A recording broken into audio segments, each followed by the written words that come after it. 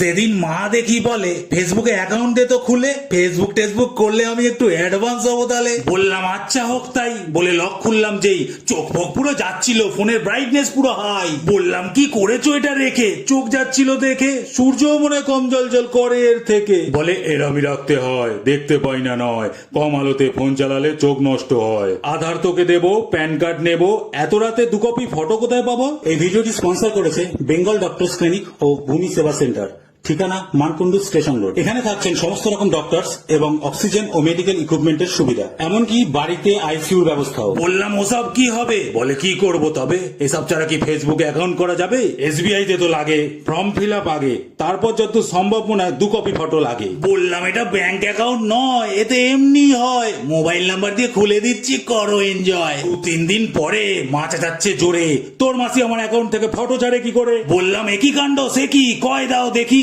মাসি তো তোমায় ট্যাগ করেছে, তোমার প্রোফাইল থেকে ছেড়েছে নাকি? কার একটা বাংলা কমেন্ট দেখে ফোনটাকে এরম রেখে বলে কি সুন্দর হাতের লেখা, পারলেনে শিখে।